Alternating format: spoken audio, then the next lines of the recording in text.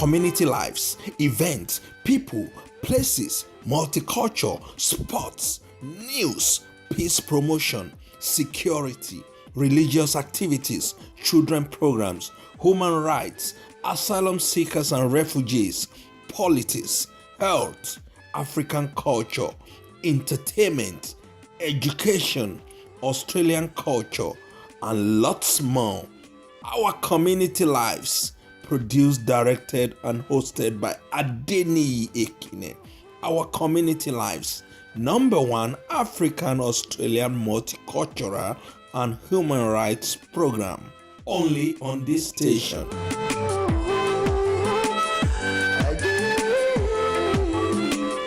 Keep watching our community lives on this station. Keep watching our community lives. Amazing. Viewers, you're welcome back. In case you're just tuning in, this program is Our Community Lives. Our Community Lives is all about events, places, people, and culture, particularly things happening in and out of our communities. And today, we have in our next segment, which is In the Globe, Sister Bridget Arthur. Stay tuned.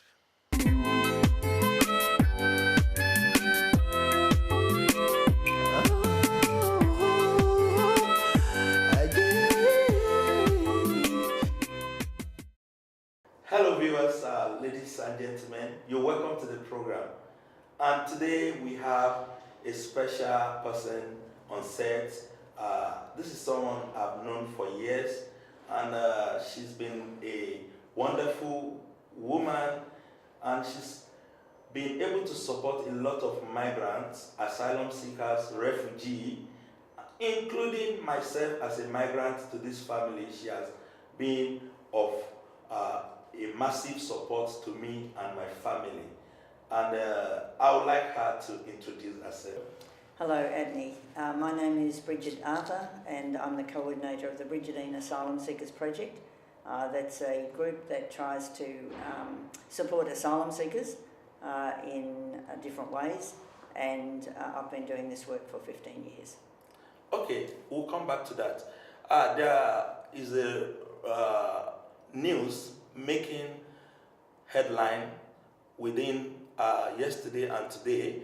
On the 4th of June 2015, there was a pre-dawn baby deportation to Nauru. Do you have anything to say concerning this? There were people taken back to both Nauru and Manus Island yesterday, and it was at 4 a.m. in the morning. They were picked up from Melbourne, from the Broadmeadows Immigration Detention Centre. One was a baby with parents, a Nepalese couple, and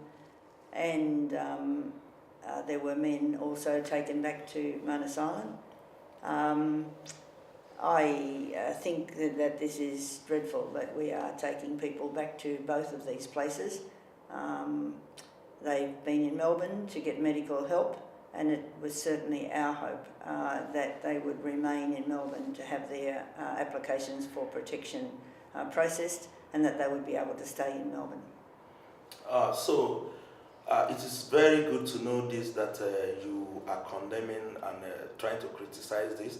So who should be responsible for this blame, and what do you think the government of Australia should do about this? It's not a big question to say who's responsible.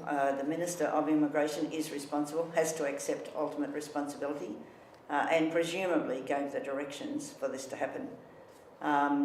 In terms of what should be done about it, that fits into the much larger scenario of what should be done in terms of our overall direction and policies with regard to asylum seekers. And, you know, one could talk for an hour probably about that. I believe that just in the short term, nobody should be sent back to Nauru once they've come down here for medical reasons. The medical reasons are usually quite severe, and to be sent back to a tropical place where the facilities are not adequate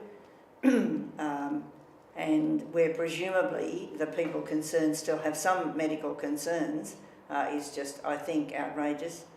I of course think that we should not have offshore processing at all, and then this wouldn't be an issue. We're treating a very small number of people in a terrible way.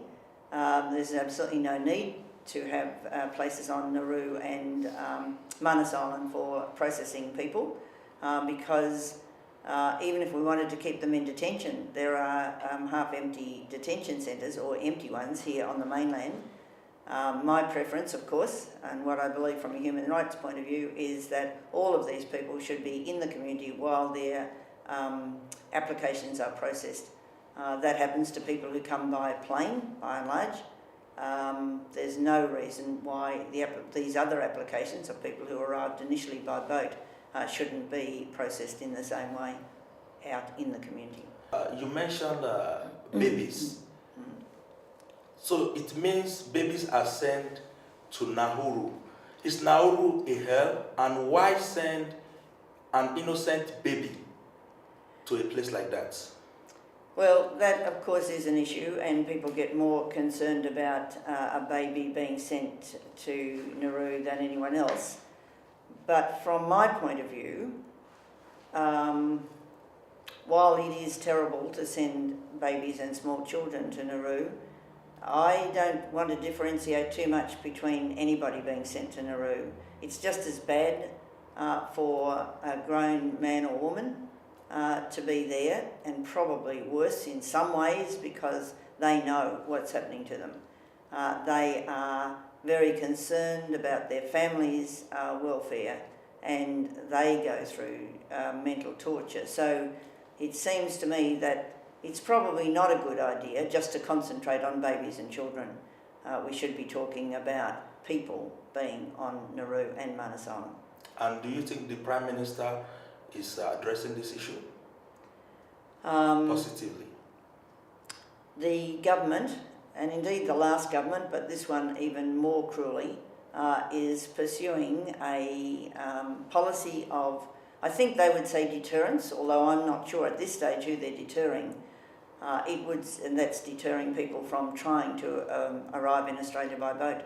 I would think at this stage that it could be more aptly coined a policy of punishment, because we're simply punishing the people who are still here. It's not going to deter anyone else, because we've got other means of doing that, which are also, I think, to be criticised. And that's turning back boats and not accepting anybody from the region at all, even those who have been out on the sea, sending back people whom we've picked up out on the sea, you know. So they're things that we're doing still to make sure that nobody arrives. So in terms of the people who are here, we're simply punishing them, I think.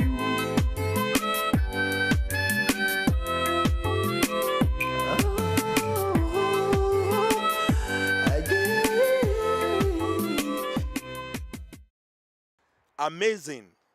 You're welcome back to the program, viewers. And in case you're just tuning in, this program is all about our community. The name of the program is Our Community Lives. Our Community Lives is all about events, places, people, culture, and everything happening in and out of our community. And today, the package has been so wonderful. Until I see you next week, I want you to remain peaceful. Say no to sexual harassment. Say no to terrorism. Say no to human trafficking. Say no to lawlessness. And be peaceful. My name is Adeniyi Ekine. Bye-bye.